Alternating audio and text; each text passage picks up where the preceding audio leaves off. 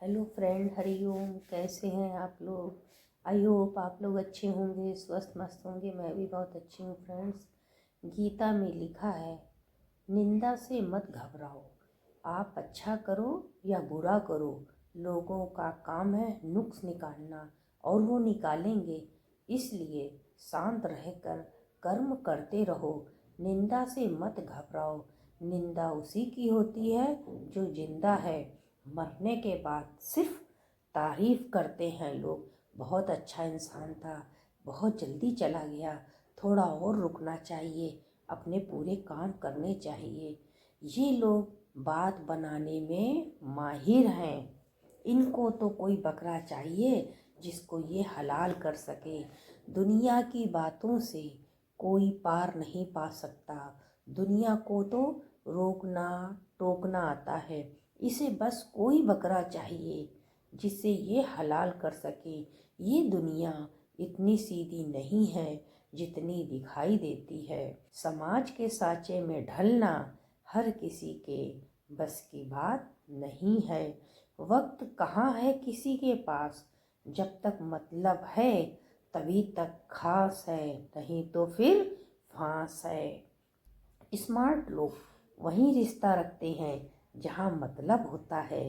भगवान ने हीरा सबको बनाया है, बस चमक हमें ही खुद लानी पड़ती है। कठिन समय में भी अपने लक्ष्य को मत भूलो। छोड़िए परेशानी तो हरदम आती जाती रहती है। निराश ना होना यही सफलता का मूल मंत्र है। सच्ची खुशियाँ चाहिए तो अपने अंदर झांको। झूठा सुख 4 दिन का संसार में फैला हुआ है। आप कमज़ोर पड़ जाओगे तो खुद को संभालना मुश्किल पड़ जाएगा। इसलिए खुद को संभालो।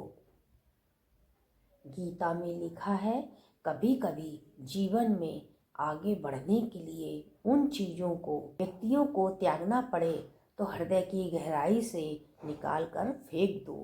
कितना भी अभागा मनुष्य क्यों ना हो, अगर शुभ मुहूर्त में उठता है तो उसका भाग्य जाग जाता है। आपको एक छोटी सी कहानी सुनाते हैं।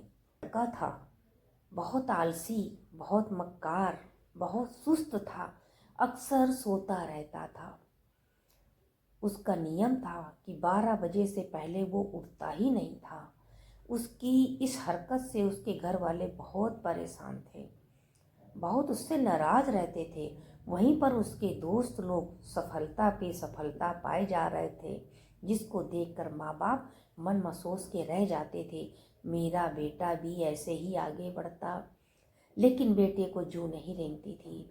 अब बेटे के अंदर नकारात्मक शक्तियों ने घेरा बना लिया, क्योंकि जब आदमी सोता है और हद से ज़्यादा सोता है तो नकारात्मक शक्तियाँ चारों तरफ घेर लेती हैं। अब वो हर दिन उदास रहने लगा, जिसकी वजह से बीमारियों ने आ घेरा जिसकी वजह से बीमारियों ने आ घेरा। घर वाले बहुत परेशान उदास हो गए। अब क्या करें, कुछ समझ में नहीं आता था। हर जगह बेटे की ही बात करते थे, सब लोग समझाते थे, लेकिन उन्हें समझ में नहीं आता था। उनके घर वाले चाहते थे सबकी तरह उनका बेटा भी आगे बढ़े। फिर किसी ने उनको एक संत का पता बताया और वो लोग संत के पास गए। उन्होंने संत से अपनी बात की, लेकिन संत तो तपस्या में लीन थे।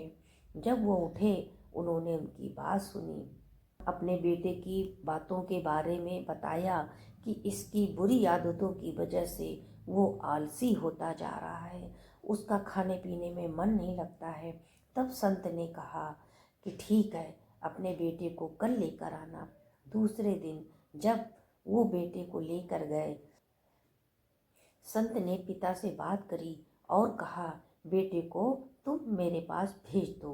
पिता को पता चल गया कि उनका बेटा क्यों बीमार रहता है। पिता ने अपने बेटे से कहा कि तुमको ये सन्यासी ने यहाँ पर बुलाया है, अगर तुम समय से पहुँच गए तो तुमको वो मंत्र देंगे जिससे तुम माला माल हो जाओगे।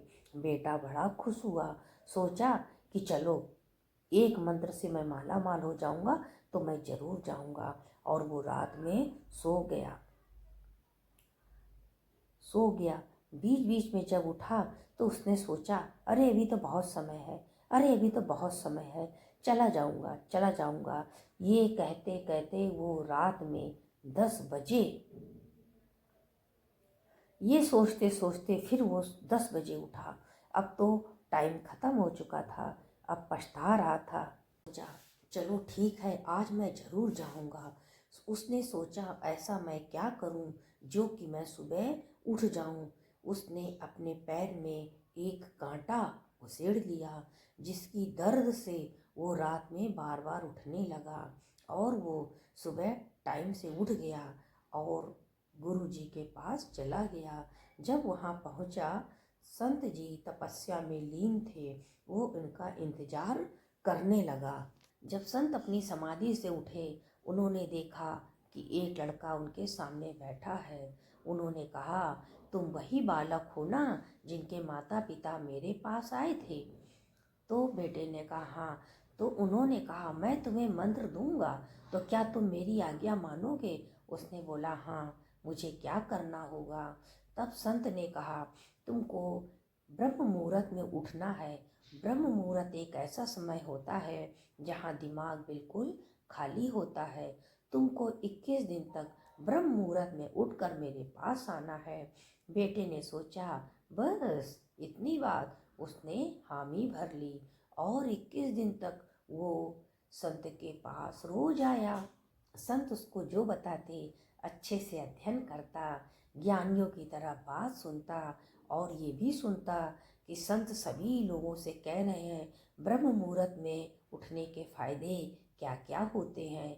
संत जब दूसरे से बात करते थे तो वो बालक देखता था, सुनता था कि हैं ब्रह्म मुहूर्त में उठना चाहिए, धरती माता के पैर छूने चाहिए, सूर्य भगवान के दर्शन करने चाहिए, उनका धन्यवाद करना चाहिए। सूर्य दर्शन से सौंदर्यता भी बढ़ती है, मनोकामना भी पूर्ण होती है और सुबह उठने से आज्ञा चक्र हमारा मजबूत होता है।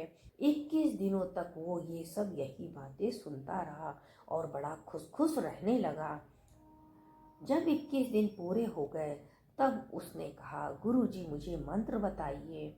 लेकिन मुझे ब्रह्म मुहूर्त का रहस्य पता चल गया। गुरु जी हंसने लगे, खुश हुए और उन्होंने कहा, देखा तुम्हारी खामोशी ने तुमको क्या क्या दिया है। वो समझ गया और उनके चरणों में नमस्तक हो गया। आपने मुझे ऐसा ज्ञान दिया है जो मेरा आलस ही दूर हो गया। और धीरे धीरे वो बेटा एक ज्ञानी बन गया। सिर्फ सफलता के लिए नहीं काम करो, अपनी मन की शांति के लिए भी काम करो। आप ऑफिस में किसी प्रोजेक्ट में शामिल हो तो क्या अपने आइडिया जोर जोर से सबको बताते हो? उनको छुपा के रखते हो ना, कि कहीं ये किसी को पता ना चल जाए। लोग बटोरने में लगे हैं, जाना खाली हाथ है। जब जलना था शमशान में तो जिंदगी भर दूसरों से क्यों जले। समय वो अनमोल हीरा है, समय वो अनमोल सिक्का है, ये आप पर निर्धारित करता है इसे कैसे खर्च करना है। अच्छे बुरे कर्म से ही सुख दुख मिलता रहता है, पर कर्म तुम्हें ही भोगने पड़ेंगे। बीते हुए कल से तुमने क्या किया उसका पश्चाताप करो तो मंजिल तक जरूर पहुंचोगे। गीता में लिखा है, शराबी को समझाया जा सकता है, जुआरी को समझाया जा सकता है, चरित्रहीन आदमी को न समझाया जा सकता है और ना ही उसको मारा जा सकता है। एक चिड़िया ने घोंसला बनाया, रात में आंधी आई और घोंसला उजड़ गया। चिड़िया ने भगवान से शिकायत की। भगवान ने कहा, तेरे घोंसले में सांप आया था, एक बार तेरे घोंसले में सांप आया था इसलिए तूफान भेजा ताकि तुम जागो और उड़ जाओ, अपने बच्चों की जान बचा सको। इंसान की जिंदगी में मुसीबतें आती हैं, हमें पता ही नहीं चलता कि भगवान ने हमें किन किन परेशानियों से निकाला है। बहुत कुछ भगवान ने दिया है, किस्मत को मत कोसो। बहुत कुछ भगवान ने दिया है, किस्मत को मत कोसो, भगवान को मत कोसो। बहुत कुछ मुफ्त में मिला है, बहुत कुछ मुफ्त में मिला है, उसका शुक्रिया करो। बाकी और चीज़ें पाने के लिए कर्म करो। कर्मशील को ही सब कुछ मिलता है, कर्महीन को सिर्फ दिलासे। देते रहो देते रहो। आप सोचो, आपको दिलासा चाहिए या आपको सब कुछ चाहिए? रखो भरोसा भगवान पर, ना रहो भगवान के भरोसे। वो कोई तुम्हारा नौकर नहीं है जो रोज रोज तुम कुछ ना कुछ मांगते रहो। जब भगवान जी रात में पेड़ पर बैठे परिंदे को गिरने नहीं देते तो इंसान को कैसे बेसहारा छोड़ सकते हैं? वो सबको सुलाकर पहरेदारी करते हैं। आपको ये ब्लॉग कैसा लगा, आप लोग कमेंट में ज़रूर बताइएगा। मोटिवेशनल स्टार आपसे नेक्स्ट ब्लॉग वीडियो में मिलती हूँ। तब तक के लिए सभी फ्रेंड को हरि ओम।